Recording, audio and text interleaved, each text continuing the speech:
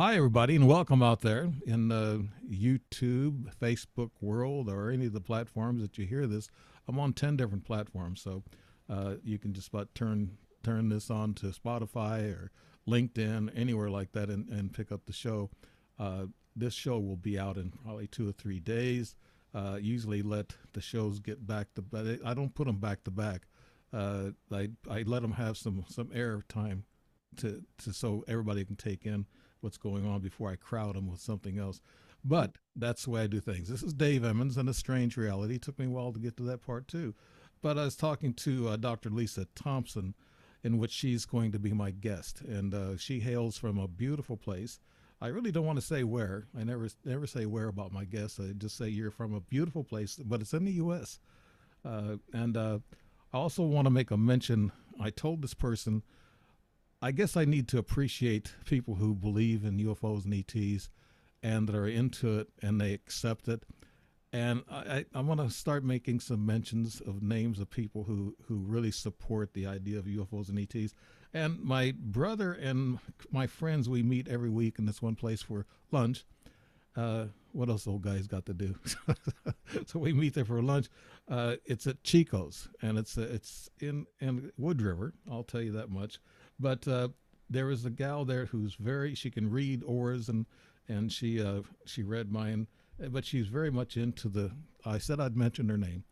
It's Heather Loonsfoot. And Heather, she's got Native Indian blood in her. Maybe that's why she's got an interest. Maybe that's, and I do too. I have Crow in me, about 15% though, not that much. But my mom is more, and my grandmother was a lot. But Heather Loonsfoot, she's a great person, and a great waitress, and we have fun with her all the time. But I told her, I said, I'll tell you what, I'll give you a mention on my show tonight. She goes, great, good. I said, yeah, I will do that. And but she's very much into everything that the UFO and ET thing. So I admire that in a person. But the person I got now, Dr. Lisa Thompson, she's also an incredible person from what I'm seeing here. Uh, she's a best-selling author, Galactic Ambassador, and she's going to get that straight about the Galactic Federation and the Galactic Ambassador stuff, and creator of an infinity healing method. Dr. Lisa Thompson is a globally recognized leader in multidimensional awakening who has helped thousands of individuals activate their highest potential and step into their soul aligned purpose. She is a best selling author, speaker, and founder of the Infinity Healing Method and Energy Healing Certification for Healers. As a galactic ambassador and multi-dimensional channeler, Dr. Lisa communicates with 13 higher dimensional ET races, primarily the Octurians and the Oluru, I guess. That's the first time I heard of that, but okay.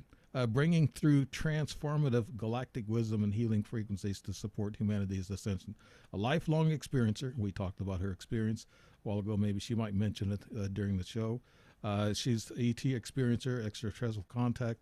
She serves as a guide for those ready to awaken their soul's highest calling, shift timelines, and consciously and fully embody 5D consciousness. I was talking to her, and I was hoping that she can heal me in a short time from my experiences.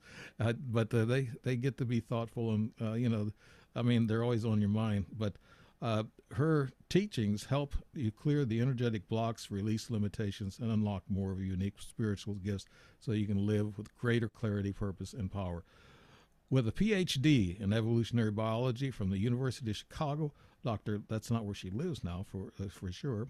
Lives in a much nicer place, but she's Dr. Lisa merges cutting edge science with multidimensional spirituality, making her a pioneering voice in the global awakening movement. Working with Dr. Lisa means stepping into a higher vibration, mastering your energy, and aligning your highest timeline through her courses, activation, and energy healing techniques. We will have in a narrative, we'll have your web site and things of that nature where people can reach out to you, Dr. Lisa. Dr. Lisa Thompson, welcome to the show. And So, I so great to be here with you, Dave. I usually get a little bit more long-winded on these intros, but I'm tired of talking about the world. It's a mess. The politics and the riots and all this other stuff. That's a mess. But AI, our three AI atlas, is is a phenomenon that I guess nobody has figured out. But that's not my first question. My first question to you is, I want to know what's going on with you now, and what's your goals and your strategy going forward in your life. Oh, okay. Well, Sounds I like have an interview, huh? I have a lot going on. Okay, tell us about it. Um, okay, so I will disclose where I live in the world because it actually does have to do with what I do. I am on the big island of Hawaii. So Hmm. the island of Hawaii, Kona side. And one of the things that I do as part of my business is I lead a night sky watch UFO tour.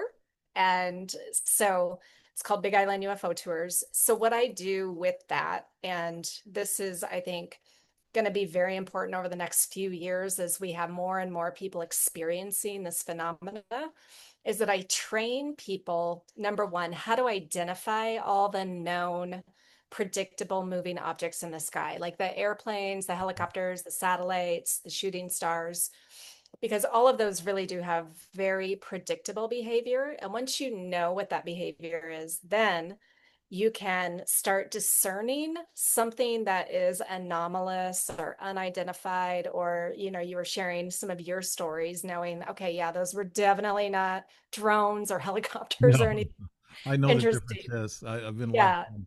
Yeah. but a lot of people don't. And so the more educated that people get in terms of knowing what's out there in especially the night sky, when I have a lot of people come on the tours who will not know that they had an experience. They'll describe something, a behavior that they saw, thinking that it was just a satellite.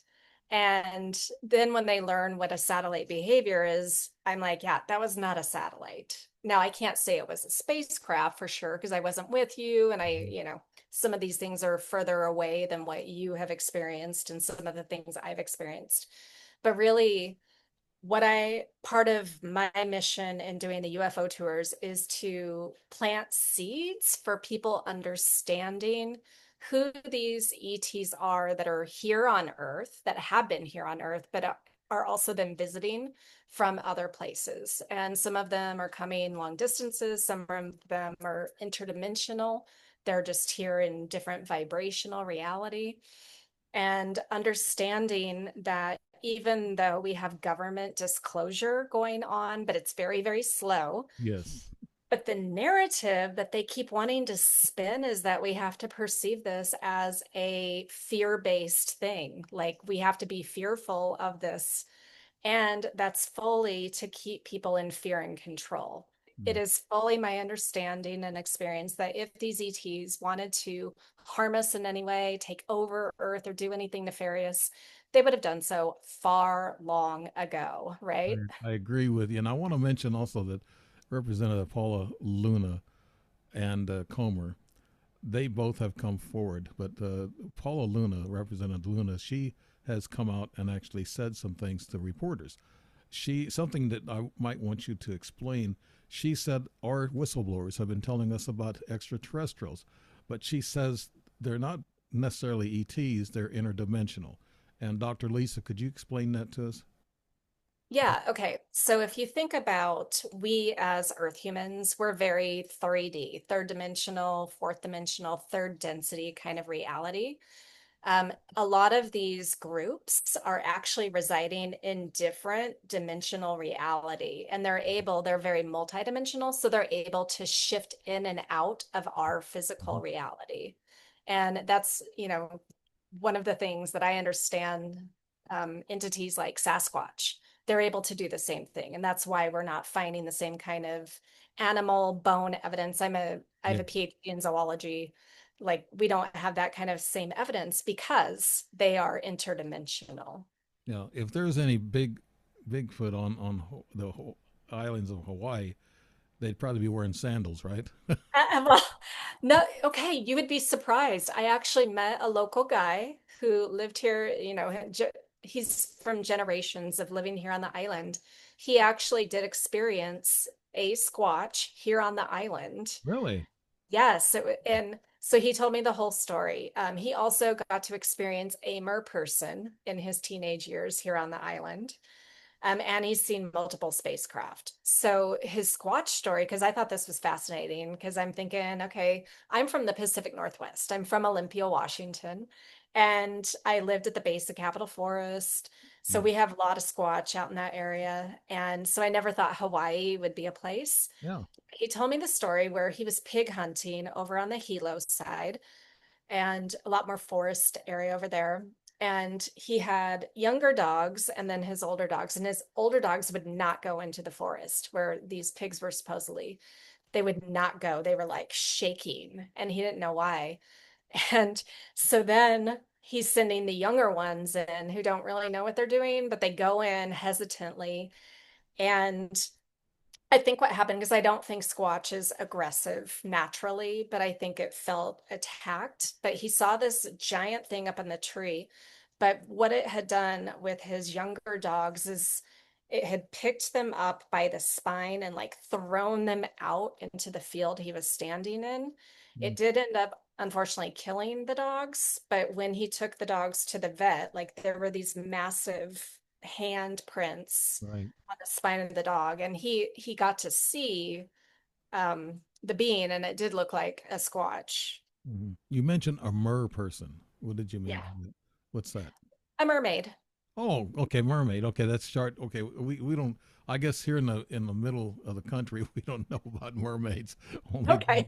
only down in Florida, the coast, California, whatever. But yeah, mer person. Okay, I got you, Doctor Lisa. I don't know what sex it was, so I didn't say mermaid. You could say merman, but I don't know. I was just being, Yeah, but I we and we do actually, so here on the island there is some mythology, and mythology often can ring true, like it's based on real stuff.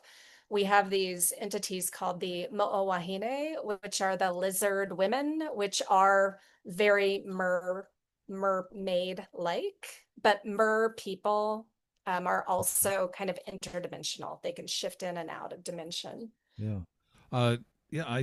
I've seen pictures of mermaids, but I think they're fake pictures. So I'm not sure. You mentioned the lizard type mermaids. You think those could be reptilians, Doctor Lisa?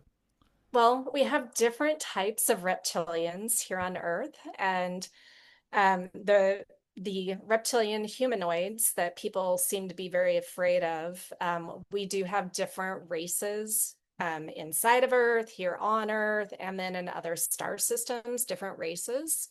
So yes, there are reptilians types and reptilian humanoids here on Earth. And we can't lump all the reptilians into one category. Yeah, I saw one reptilian. I was getting up, going to the bathroom about 5:20 or so in the morning, and there was not very much light yet. And I looked over at my closet door. I felt something staring at me, and there was about a 5'5" tall. It looked like a cobra to me, but it was Mm, actually a reptilian. It it okay. it was in view for about maybe 7 or 8 seconds, and then it disappeared. And I got so scared. I don't like cobras anyway. I jumped out of Okay. bed and I looked under the bed to make sure it wasn't under the bed. And I thought, what's going on here? And you're right. You said the pre show you were talking about they mask themselves and shapeshift themselves so they don't scare us or alarm us. Dr. Lisa, you mentioned, I know you mentioned to me about an experience, but you have this on your first note here. How did your journey in the as a galactic ambassador begin? And tell us what you do as an ambassador, Dr. Lisa. Okay, so I guess I'll start there and then I'll do a little backtracking, because it's not like I came in knowing I'm a galactic ambassador. So, Okay. what I know my role to be here as a galactic ambassador is to actually educate people, to share the information about who some of these beings are, that there's nothing to fear. They are our family, they're our friends, they're part of our greater galactic community, and really how to start communicating with them Mhm. and being open to, because as we are raising our own frequency vibration here as humanity and on earth, and even though like you had mentioned, yes, the politics, there's so much divisiveness around the world, but that is the darkness before the light appears. And so that in certain timelines, that will still continue. But what I'm here to do is help shift people to be a bridge. And this is the ambassador part into a new understanding of Earth, a new understanding of humanity, that we are all connected. Love is the basis of everything. And we are really part of this greater galactic community. Mm. And how do we then, how do we fit in there? Because again, and I know that this is part of my training as a zoologist, marine biologist, I love biodiversity. And I was telling you before we recorded that like my experience, even as a kid, I was obsessed with animals. The weirder, the better. And so I have been my whole life in training to accept how things look and understand their form and function. And so some of these ETs, they look like us. They look very human. You know, Pleiadians look just like us. Some of the other groups do too. Some of them are humanoid, where, you know, they look similar to us, but maybe larger eyes or larger heads, You know, skinny like bodies. the statue that's over your left shoulder, half of Yes, your left shoulder. like Yeah. like Zanaya back here. Yes. And so, and then we have others that, you know, the insectoids, the mantids, bipedal praying mantis looking types. And they're one of my favorite groups to work with, actually. They're amazing. But like you had that fear factor with the cobra looking thing. And so the more that we can appreciate just that things, yeah, their form and function matches their environment, their physiology, their anatomy, it's all appropriate to where they come from, how they live, then we can start opening our minds to, oh, okay, even though it's like, you know, if you, let's say you have a dog or a cat and your dog starts becoming bipedal and starts talking to you know, that's going to be weird for certain people. Mhm. But, you know, that just, if you start thinking of it in terms of that, then we can start opening our minds. So, really, for me, it's to help educate people, plant the seeds, and I teach people how to connect with their own family and guides, their galactic family and guides. I don't do much teaching, but I do interviewing, and I let people vent, and I think that's a good way for them to get it off of their chest. And pre-show, I was venting to you with a couple experiences that scared me, but you had a conscious memory, actually a contact. I think you mentioned this before show, the communication with your galactic family. Would you mind talking about that, Dr. Lisa? Oh, I would love to share. So, okay, so how the seed got planted in me to even do the work. I didn't, again, like as a kid, did I ever think, oh yeah, I'm going to be talking about ETs? No, I was born like I'm turning 53 next month. And so 53. in the 70s and 80s, if I was like, oh, I'm going to be the UFO lady, no. Well, ETs I, must keep you young because you don't look 53. I Really. I have reverse aged thanks to my infinity healing method and my ETs, actually. Yeah, But thank you. yeah. But no, Um, I know so people that I see that believe in ETs or been, experienced. They have this energetic look to them, and also they look younger, like they're regressing in age. So yeah, you right there, Dr. Lisa. Go ahead. yeah, thank you. Thank you. So, okay, so my first conscious memory of being taken onto a craft was when I was 15. And it was a nighttime situation. I don't remember how I got into the craft. My mother and I at the time were living on 20 acres outside of Olympia, Washington, heavily forested area. And so I wake up and I'm inside the spacecraft. And I didn't have any fear when I woke up in this craft. Number one, my ET guide, he looked human. And in fact, so I was 15. He looked like a young 20 something year old, very good looking guy. Mhm. So, but I also felt like I knew him. Like he was so familiar to me, like he was my friend.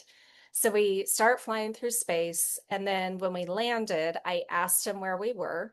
He said that we were inside of Io, one of Jupiter's moons. And then he started touring me around what looked like a hospital facility where I could see into different rooms, people being examined. Nothing scary though, no probes or anything. But everyone looked human. So my question to him was, are you human? Is everyone here human? And he said, no, those of you that we have brought here are human. We are not. We are humanoid, but we disguise ourselves because our form tends to scare you. Now, what I will say right there is that not all ETs disguise themselves, but this particular group has some kind of camouflage mechanism where they can do that. So then my next question to him was, okay, why are we here? Why am I here? And he said, those of us that have been chosen to be brought there were being tested to see if something happened to Earth, if we could live in an environment like that or something similar. Mhm. And as I shared with you before the show, this is back in 1988. So we're still in the Cold War. There's potential for World War III. So there really was a timeline potential where something bad could have happened.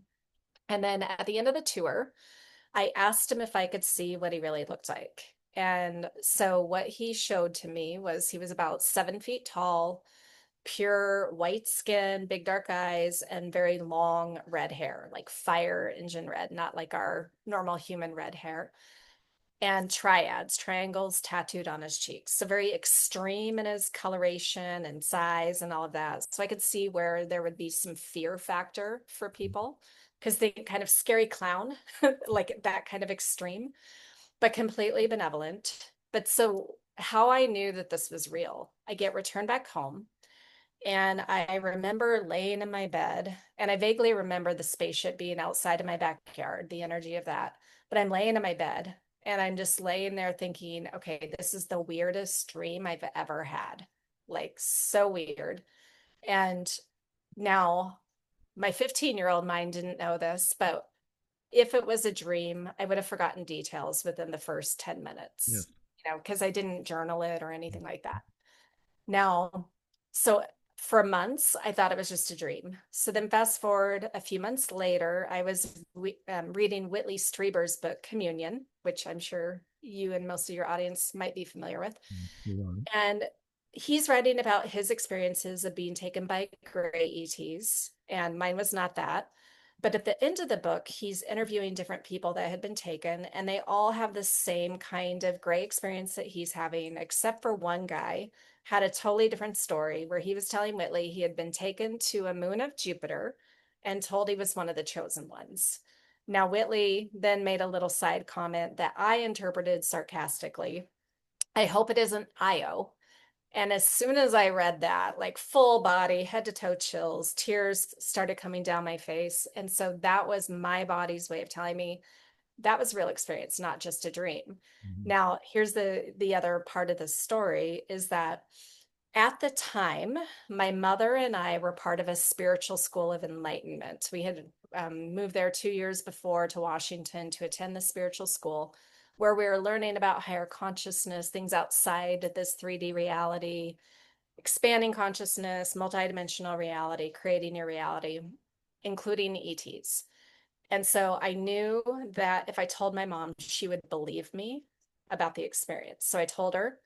She got really excited. A few days later, she introduced me to another student at our school who had formerly been very high government, who knew about the different ET races that our government knows about and even works with. And so when I shared my story with him, I got to the part of describing him, and he was like, I don't know that race. He said, but we don't know all of them. There are so many out there.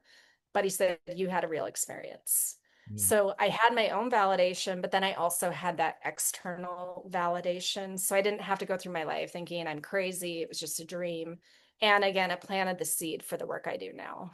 Yeah, it's kind of like journalism. That's why I keep a ledger myself.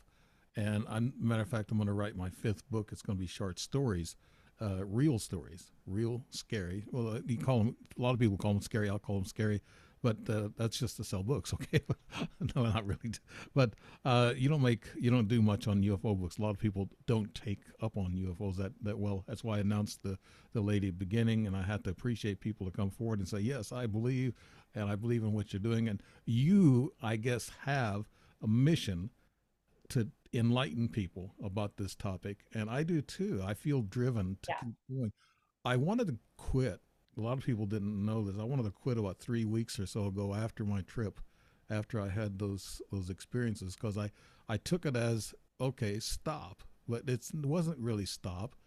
Mhm. It was to keep going and enlighten people. And Yeah. there's not a lot of money in the podcasting or even writing UFO books. Not a lot of money in No, there isn't. so you have to get something out of it. Your goal has to be, well, I'm here, God, because I want to enlighten people. Don't take me what yet. I still got a bucket list. But what was your turning point in realizing that this was your mission? Was it something that just slapped you between the eyes, or just did it happen Mm, gradually, Dr. It Lisa? was it was a little more subtle than that. I mean, I had a windy career path in the 3D world that very mainstream. So I have a PhD in biology, so I was a biology professor for a couple years, but academia was way too limiting for me, way too in the box. Like, Mm. oh, I could not stay there. Then I went into mortgage for 5 years. I had an interior design home staging business for 12 years. Oh. So 8.5 years ago, I started my spiritual business. And I first got trained in past life regression therapy. So I learned hypnosis and how to get people into that relaxed state. And what was really interesting about working with my clients is that the first set of clients, they were coming and experiencing normal Earth lives. But then I was getting clients that we were going like not Earth lives. We were going ET lives and energy and other things. And so that just started, it was like breadcrumbs. And then in October of 2018, so a year and a half after I'd started my business, I was taking a psychic intuition class for several months. But the first night of class, our teacher led us through a meditative journey to meet a spirit guide that would help us get extra information if we needed it. Now, I had already met some humans and animals in spirit guide journeys, but this time was totally different, where I went to a different realm, and in front of me were the most beautiful blue skinned beings. So they had large bald heads, skinny bodies, and the most beautiful blue skin.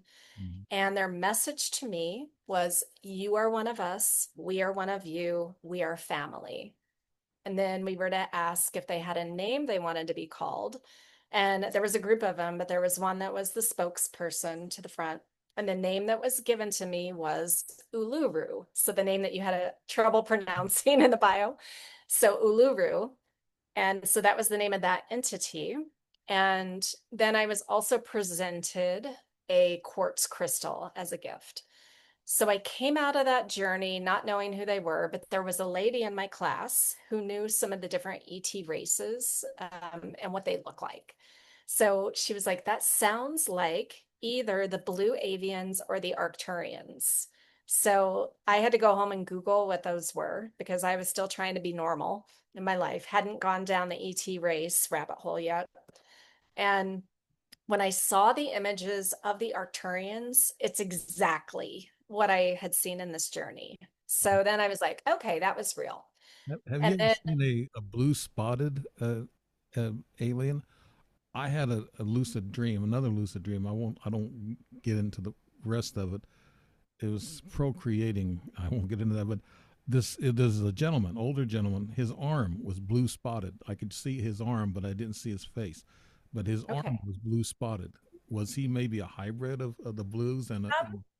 perhaps there are quite a few different ET races that have blue skin. Yeah. So You know, yeah, it's hard to know. you mentioned there's a lot of ETs out there. A lot of Oh yeah. people call ETs evil. I know there's a religious, I guess, definition of that where they think all ETs are evil, but I haven't really found them to be evil. They're scary sometimes. No matter how many times you've been through these things, you get a little get scared at the beginning of it, and then afterwards you have the spiritual connection. Uh, you mentioned I had my guest Greg Compasso.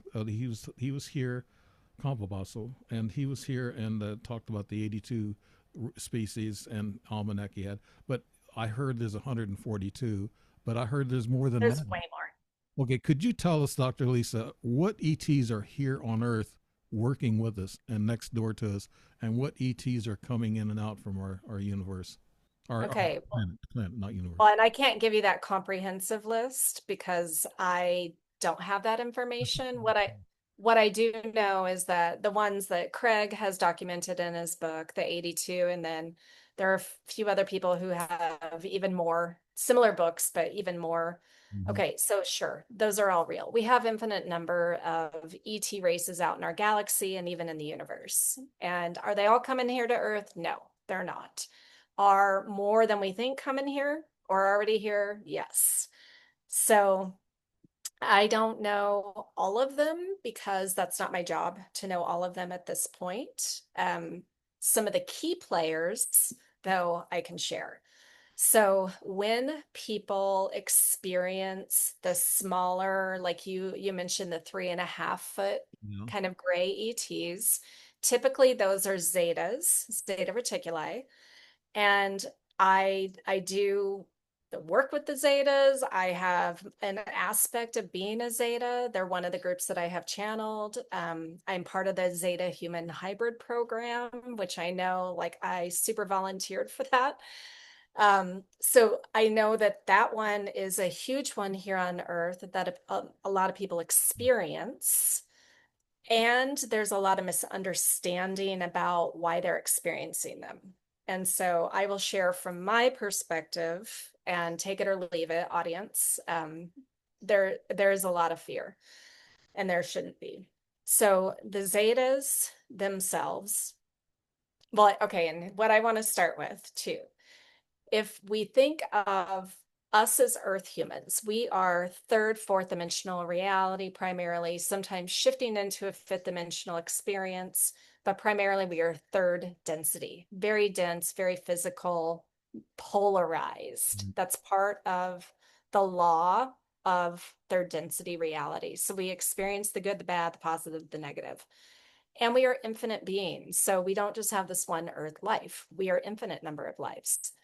Okay, so we as Earth humans, with this polarity, some Earth humans are kind, compassionate, loving, service to others kind of people. Mm-hmm. And then we have other humans that are the complete opposite of that, right? Yeah. So, yes, do we have some ET races that are third density like we are and experience polarity? Yes, there are. And some of them have technology where, yes, maybe they're interacting here with us on Earth. And can you put all humans into one basket of they're all evil? No, you can't because they're very different, right? Different individuals. So the same with different races. You cannot put an entire race into one basket. Individuals, yes, but not an entire race. Now, as soon as we shift into a fifth dimensional, fourth density vibration of reality, polarity ceases to exist. So there is no more good or bad, positive, negative. The basis of everything is love. And all those beings understand that we are all connected. We are all one. We are all from the same source. Mm-hmm. And so some of these groups that are coming here are interdimensional. They are in these higher dimensional realms. They're coming from a place of pure love, helping us here on earth without going against our free will. And then others are maybe more a little 3D. And you might have, some that we would perceive malevolent, even though from their perspective, they're not. Okay, so as far as the Zetas, now the people who experience Zetas, and again, take this or leave it, but my understanding from this very spiritual perspective is that we all come in with soul contract agreements to play different roles for each other and to actually have different experiences in our lives. Yeah. So that includes, like, if you have experience, like you, Dave, have experienced multiple different ETs, multiple different craft, that was part of the experience that you signed up to have. Same with me. Now, people who are maybe taken sometimes by the Zetas, who are part of this hybrid program, some of them because they don't remember signing up for the soul agreement and what their participation is. There's a fear factor that our ego, our human brain puts onto situations. It makes up stuff that isn't there unless we've started to clear out some of the trauma and the stuck blockages that we have. So when people who have these experiences that they perceive as fearful, like they're taken onto a craft and maybe they feel violated because their sperm or eggs were taken. Right. Well, that was something they actually signed up for at a soul level agreement. Well, And even, okay, my first husband, not it was a very victim tyrant kind of relationship. I know I signed up for that lesson so that I could learn from it, come out, and really evolve from it. So, some of our hardest lessons here as Earth humans and the experiences that we have with humans, and then you add in the layer of the ET experience. Those of us who have these experiences, again, before we came here, we chose it. yeah, Okay. actually, I'm very thankful that I've been able to see things that a lot of people haven't been able Yeah. to. And I wanted to ask you, Dr. Lisa, about when we start this soul contract. When does it start? Does it start when your mother, or our Earth mother, uh, I guess they produce life? Does it start at the beginning? Where does it start, or does it start after we're born? Oh, no, it starts way before any kind of egg and sperm come together. And so so you know, I there's this great analogy and I didn't come up with it, so I will not take credit for it, but imagine you're in the in-between life. You're in the void, you're in the white light. Think of it like a bus station. So everyone's standing at the bus station, gathered around, and you've got your friends here, your soul family, and you're like, hey, I want to go experience this here on Earth. Will you play that role for me? Will you like be my tyrant? Because I really want to experience what that's like. And they're like, sure, I'll do that for you. Let's go. And so then there's this agreement that happens. Or, hey, will you actually be my mother and not want me my entire life? That was my experience. I wasn't wanted from the womb onward. Mhm. So I it was was born. like, I was born with gray sideburns. My mom said. really? Yeah, Okay. I was weird starting off with, so at that point. Okay. Well, and so, so here I've got this contract with my mother, like, oh, okay, I'm gonna play a role for you where you're gonna spend, a good 40 plus years of your life rediscovering your worth and your self-love as a human. And when we know that and we can see that from the higher perspective, then we can thank the people in our lives for the lessons that they've given us. And there's no animosity at all, because again, this avatar, this really is an avatar. It's like a video game. Yeah. This is one of many lives that we're living. It's not the be all end all. We think it's really real. Do you And you think it this is the is. Matrix, Dr. Lisa? It's very much like a matrix, the way people describe, but and not in a bad way. Like there is no good or bad from the higher perspective because, again, just like a video game, I personally don't play video games, but my son, who's 17, he does. And so he'll pick out, whatever character he's going to be and whatever clothing and whatever hair color. That's kind of what we do. We're like, oh, let's have that genetics and that astrology and this combination. Oh, I want to be born in that country with this set of dynamics. And so we come here to play the game and we take it really seriously because we forget who we really are and where we come from. And then when the physical costume perishes and we're back to our normal state of being, which is source energy, then we were like, oh, we took things so seriously. And now part of this information that I'm sharing with you is actually from my information that I have gotten from the other side. So just over 2 years ago, my husband passed away unexpectedly. He actually committed suicide, but Mm. he's come through over the last 2 years to help me really understand from the other side, like time doesn't exist. This all that we think is so serious, really it's not. Yeah, I was told that by an ET, a human ET I met in Sedona. She said the same thing. She come up to me. She said she knew me, but I didn't know her. And then she made a, I guess, a mess up, a Freudian slip. She said, "When are you humans going to figure it out? There is no time. There is no age." And Right. then I knew she made a mistake. You know, I knew that she was an ET at the time I was talking to her. But the ETs that I'm thinking about that are here on Earth, I've been hearing like the tall whites, the Nordics, Pleiadians, Okay. Yeah. Greys, and the tall Greys, and the reptilians, Yeah. and the Michelin Man. I got pictures of the Michelin Man in my house from a trail camera, infrared, and Okay. I got Cool. pictures. Of, and I was told this by a researcher that I sent the pictures, and he said, "Yeah, that's a Michelin Man. I never heard of a Michelin Man." I have not heard of that one either. I think they're the tall whites that wear these uniforms. They have rings around the uniform. They go up the whole body, and so I think that's what it is. But those are the ones that I think are here. And the military is supposed to be working with the tall whites. I heard that. There are other groups they're working with as well, But but that's not my expertise. There are other people who love that government military rabbit hole, and that's great for them. And that's not my role to play here.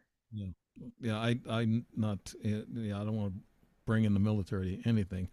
You have men in black all over your door, but no, you when you have these lifetime remembering, why do they erase our memory while we're here? Why can't we have? I know that when I've been abducted, they tried to erase my memory quite a bit. They've been successfully here lately, but when it first went on, I was able to recoup and remember things and certain things, but they erase your mind with this light. It's a bright light. They go up and down, Yeah. and I've felt that it hurts. But you were saying here that remembering lifetime beyond this planet, uh, how did those memories first start? I mean, do you remember anything that you've taken away from here? Like the memory, or the things that you learned? We just talked about, I think, a little bit, the memories that we've learned and the lessons we were taught here, Dr. Lisa. Do we? Oh, you mean like, is there a soul memory? Yeah, we should have. We have to have a memory, or Yeah.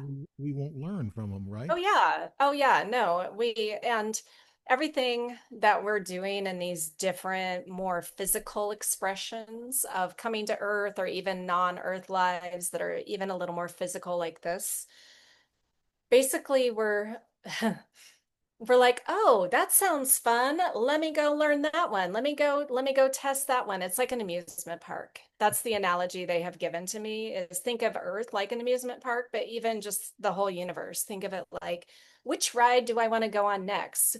Because it's all experience that we're feeding back ultimately to source. Hmm. And then what's beyond source? There's multiverses. Yeah. So, Yeah, I that's another question I want to ask.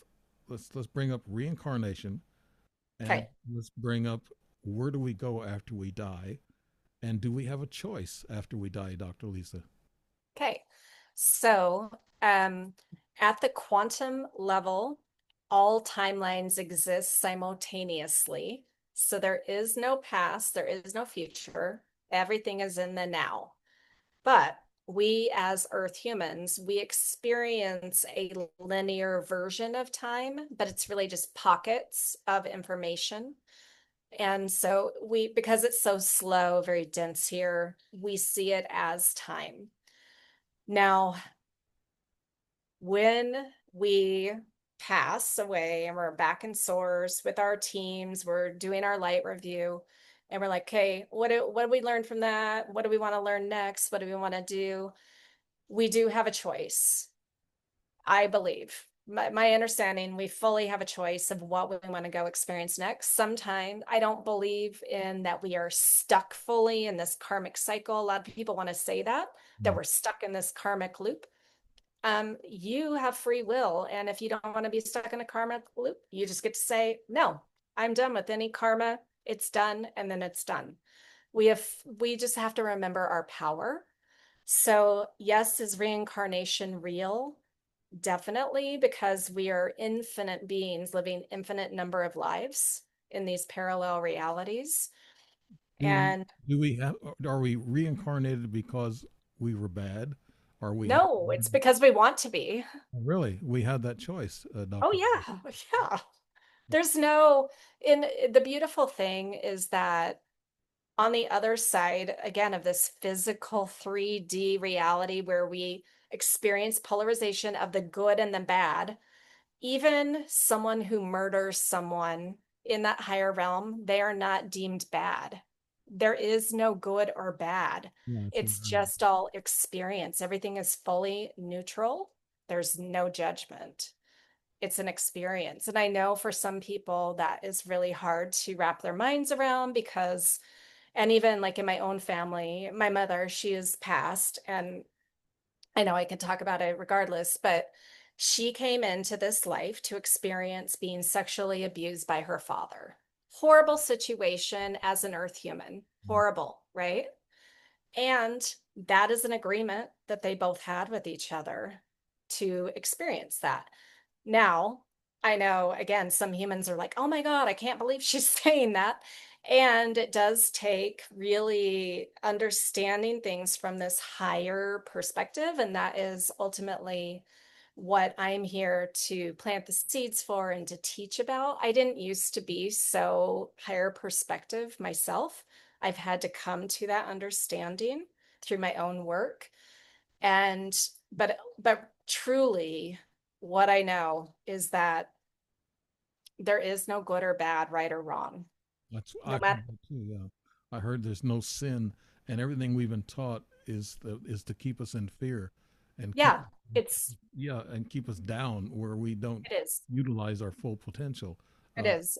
but let's get to the role of the galactic family in humanity's evolution right now. You got some good points here, so let's talk about that. Your role in the galactic family. I know it's you're to enlighten the human beings, but what about the galactic family? What's your role there, Dr. Lisa? Okay. So every one of us here on Earth has some galactic family because, again, we are infinite beings. We actually, as humans, as a human race, Mhm. species, we have up to 22 different ET races in our DNA. And what I will tell you, so you mentioned I got my PhD at University of Chicago. So in the late 90s, when I was getting my degree, I had a joint position at the Field Museum of Natural History. And we had a display for the public to view on human evolution, and it was called The Missing Link. And so we had the original Lucy, and then we had the different, specimens leading up to Homo sapiens, us in human evolution and in other animal evolution and evolution in general, there's this concept known as missing links, Yeah. where we have a major change in the anatomy and the physiology of from one species to another, where there's no transitional kind of species, where it was like an overnight shift and you're like, well, where's the missing link? What happened there? Right. So what I understand now, and this is totally against everything I learned in grad school and used to teach, is that these missing link pieces are where different ET races came and modified our DNA. They spliced in their own DNA, they upgraded our bodies, they changed, like they did all of these modifications. We're a big experiment, but not in a bad way from my perspective. And I do have a life where I remember being one of these ET groups doing this to the humans. So I fully got to see that. So I know it more than just like it's a theory for me. But what this has done is that we have all of this beautiful latent DNA.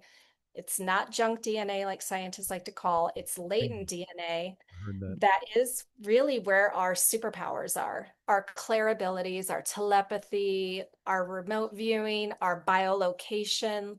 Like we have the ability as humans to do all of that. And so the more that we can keep our vibration in a higher frequency and we're staying higher and higher, then we're activating all those superpowers that we naturally have. And we also then become more aware of that we're more than just Earth. Like we are not alone here. We have this family and we understand, okay, oh, that's part of why they're here. Some of them, anyway, they're our family. They're like watching over us, like parents, but they can't go against our free will. We can ask for their help. And when we ask, then they can directly actually interact with us. Yeah. Dr. Lisa, you said there's 22 uh, Up to 22. 22 extraterrestrial DNA races in us. Do some of those come out and actually play our personalities or show our personalities, Dr. Lisa? Do they have? I Yeah, I mean, like, okay, so you probably are familiar with the starseed kind of terminology. Yeah. Pe- I don't understand it, even though I've been in the. Okay. Well, so there are, so as humans, one of the groups that we all like our very closest ET group that I know that we are all related to are the Pleiadians. And that's one of the groups that you mentioned of being here on Earth and interacting. Yes, Pleiadians are very much a part of. Who made who? They probably did that, right? And the Anunnaki, they always mention the Anunnaki. They're always the bad guy that created us, Dr. Lisa. So is the Pleiadians who actually intervened and made us Homo sapiens? Well, okay. So some people want to say that Anunnaki are a very specific race, Mhm. and maybe they are, but in terms of the translation, it's just those from the stars who came. Okay, so it's not necessarily, it's Stitchin and his work that said it was specifically from Nibiru and like made it very specific as this is a race. And there are people who ran with that and good on them. Is that real? I don't know. Now, yes, is Earth, the Adam and Eve, all of that?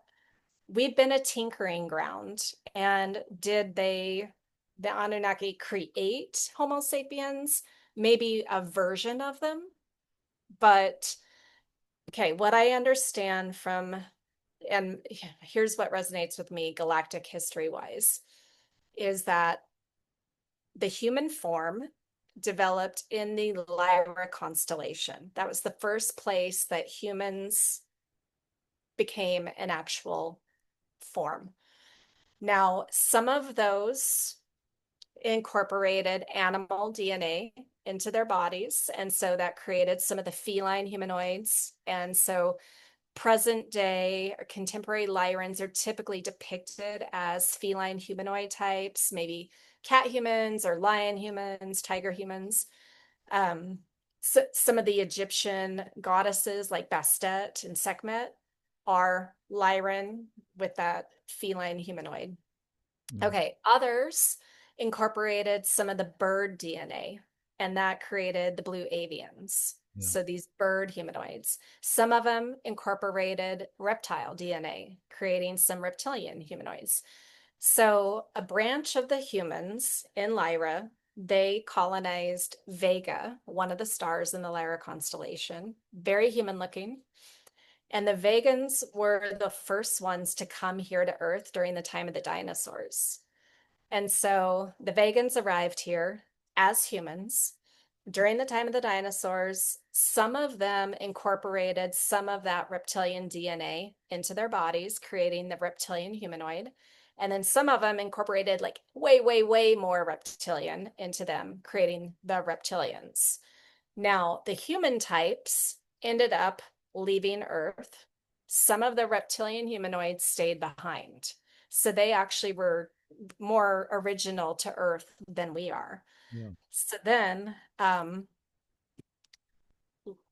at a later date, some of the human Lyrans came here to Earth, settled in the Scandinavia part of our world. They were Earth Lyrans. They incorporated some of the primate DNA into their bodies to physically be able to stay here easier. And then other Lyrans were coming. Oh, okay, and these Earth Lyrans, though, were very harmonious, very fifth dimensional, very harmonious with each other, loving. Other Lyrans came here to Earth, were a little bit more warlike, polarized. So these Earth Lyrans that were originally here, they left and colonized the Pleiades, becoming the Pleiadians. So they were actually Earth Lyrans first before they became Pleiadians. And where does Mars play into this? Dr. Well, Thompson? okay, so and then during the time of Lemuria, then the Pleiadians, who were Earth Lyrans, came back to teach the Lemurians their way. So then they came back to Earth and were then actively part of Earth once again. And they, again, most closely related to us. So Mars and Maldek, very interesting. Maldek was the planet in between Mars and Jupiter that's now the asteroid belt. Yeah. And that was Squatch's, Sasquatch, that was its original home. So if you think of like in Star Wars, Chewie, his home planet was destroyed, Squatch's home planet was destroyed. So So they come here through dimensional portals, the Bigfoot, Dr. Lisa. yeah, they're interdimensional. Mm. Yeah. Okay. Okay.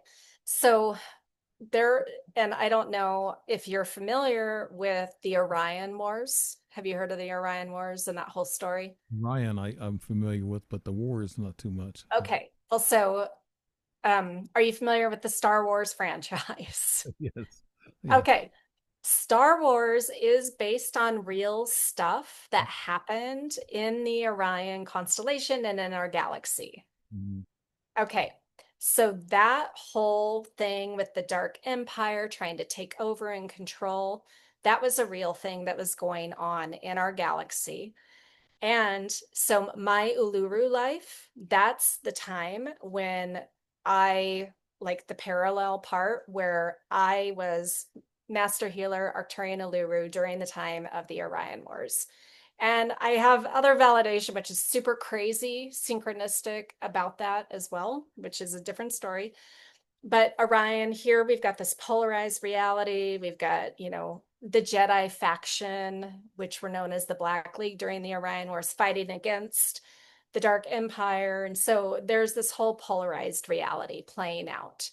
At some point, then there was peace in like that war ended, or, it's still going on, but it's ended.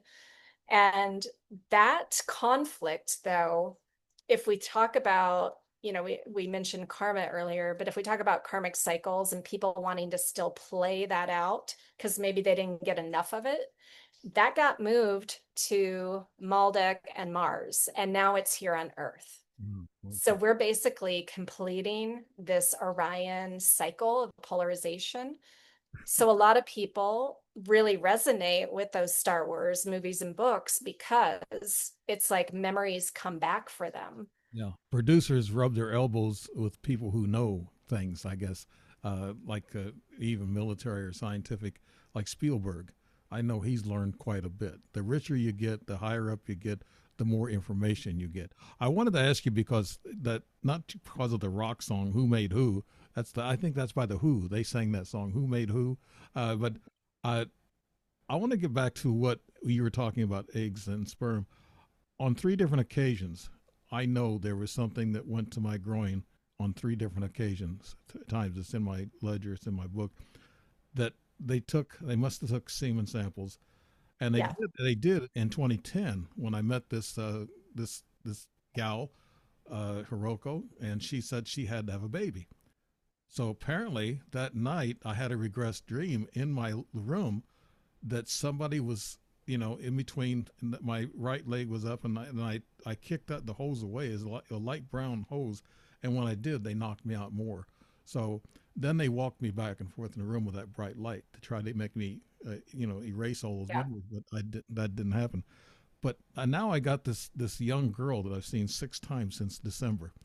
She shows up in the most conspicuous places. She must be about 15, maybe back from that time, Yeah. and and she 6 different times, and she's kind of, it's kind of weird. It's kind of like I have a connection with her, for even at a distance. She was on a bicycle. She went by my car. The last time I saw her, she went by my car, and she looked like Hiroko, except younger. And she had a backpack. She Oh, didn't look at me. So there I you have full go. body chills right now, Dave. Yeah, yeah, and me too. I mean, but then my wife come out, and then we went over to another store location. I dropped her off. She was at the end of the parking lot, standing on her bike at the curb, and where I can have full view of her. And I saw her when I pulled up, and there wasn't no parking spaces where she was at. I wanted to go up and ask her, "Who are you? You know, why have I seen you the last 6 times in very odd places, always by herself?" You know, so that who made who thing. Why do they take eggs and sperm from us, Dr. Lisa? Okay. What are they doing it for? Is it Yeah, the reason thank they're you. doing it? I love that question because again, this is where once people understand like what is going on and why they would have agreed to it, then they're like, okay. So, because there's nothing scary about it, there's nothing nefarious going on.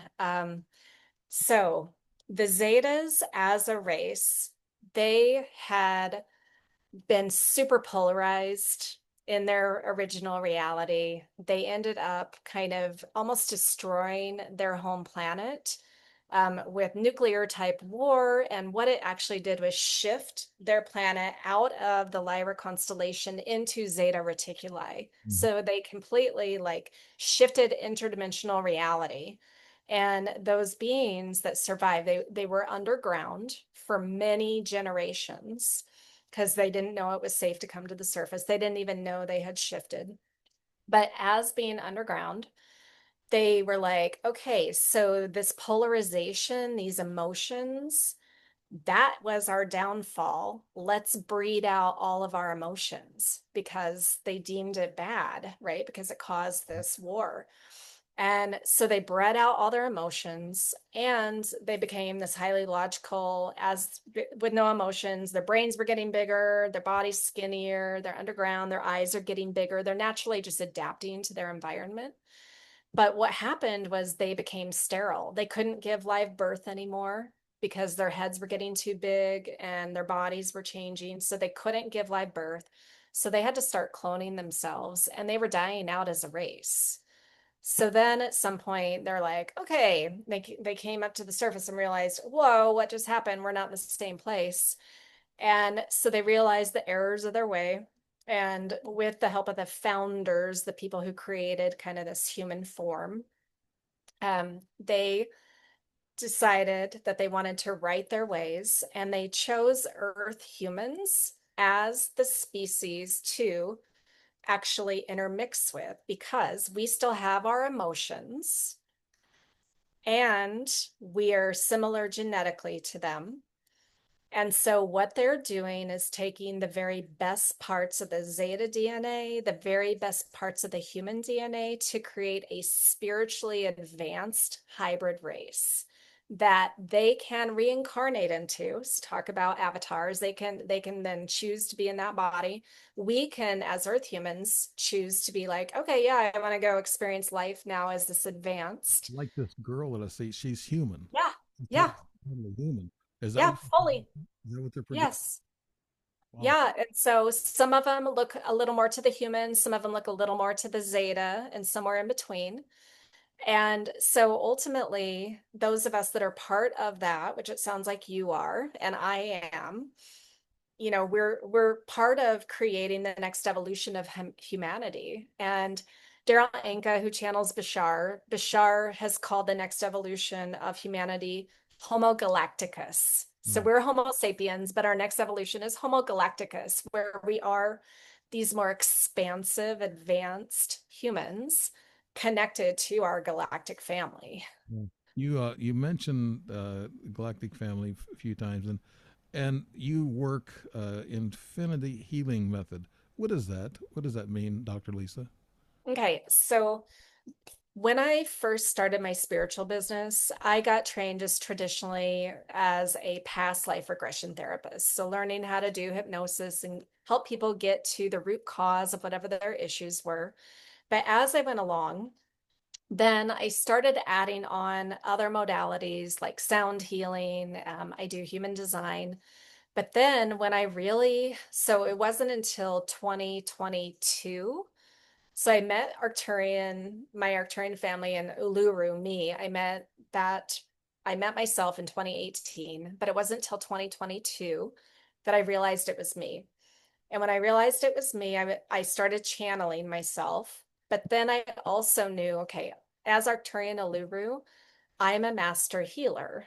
And being fully tapped into that energy, I was allowing that higher dimensional Arcturian energy to channel down here to me as Earth Lisa for my own healing, as well as to create the environment for my clients and either for Mother Earth.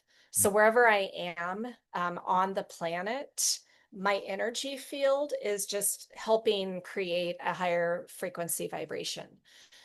So so that started what I knew as the Infinity Healing Method. It didn't have the name yet, but I was running that Arcturian frequency.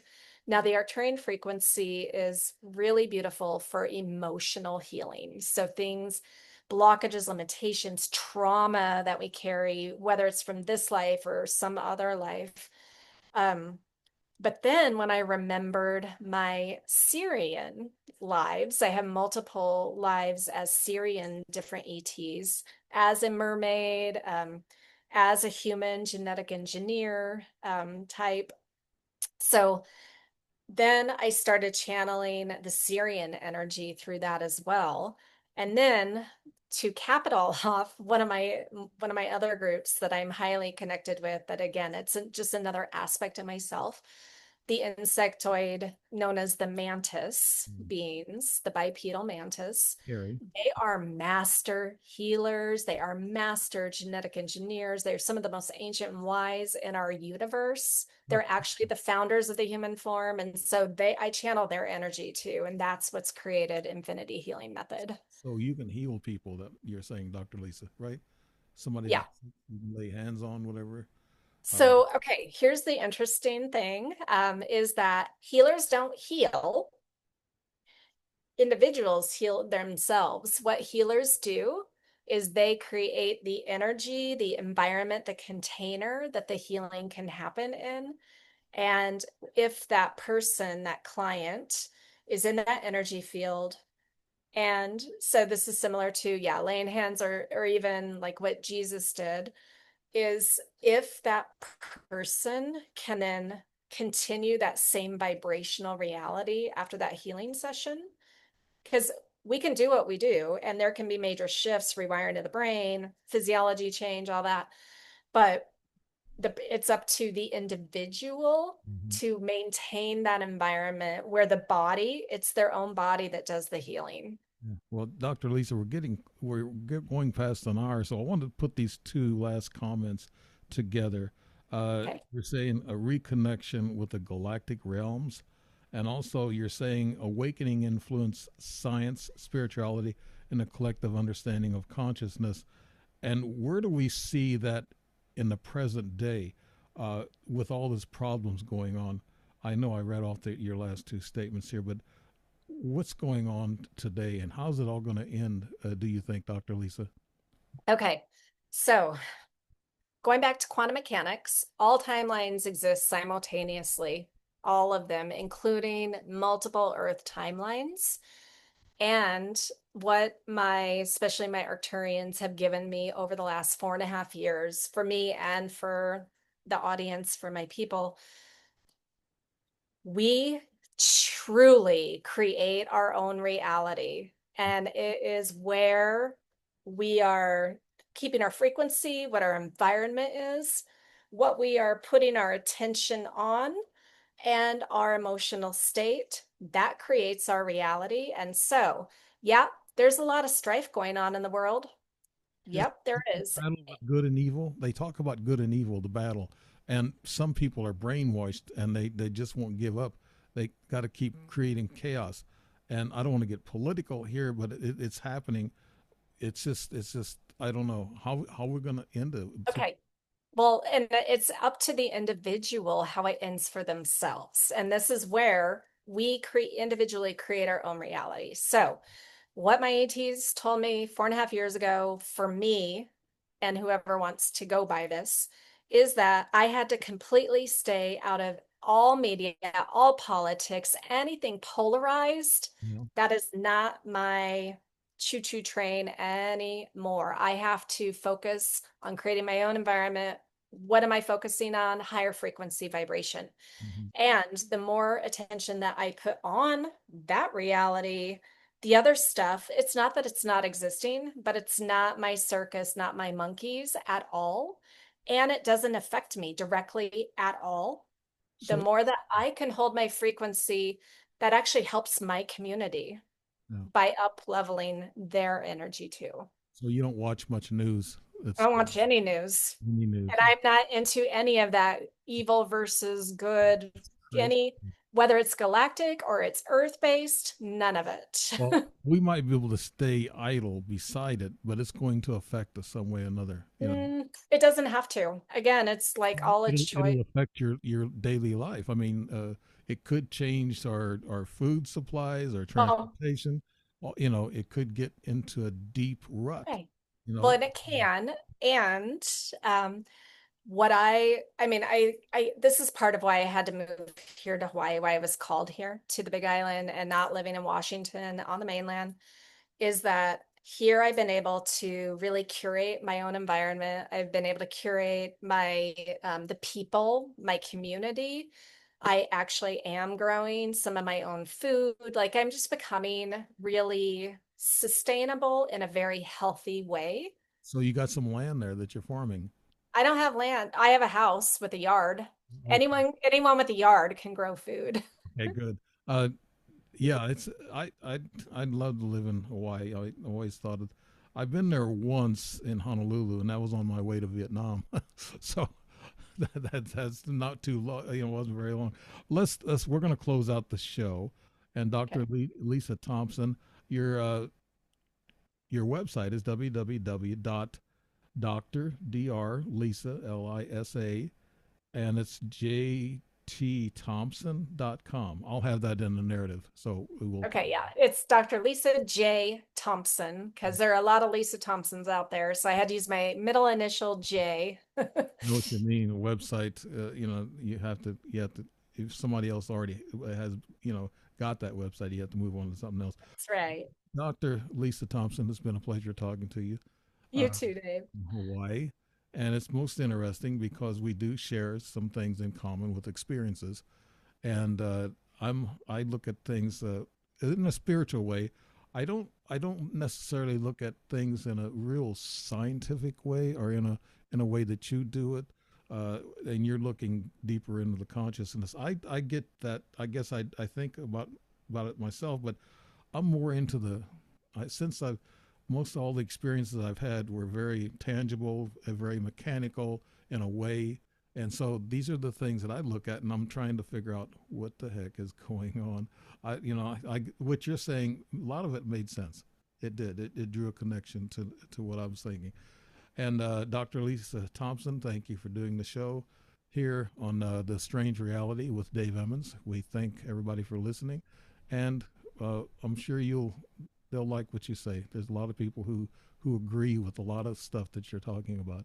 So that'd be great. Dr. Lisa Thompson, Strange Reality, signing off. Good night or whatever.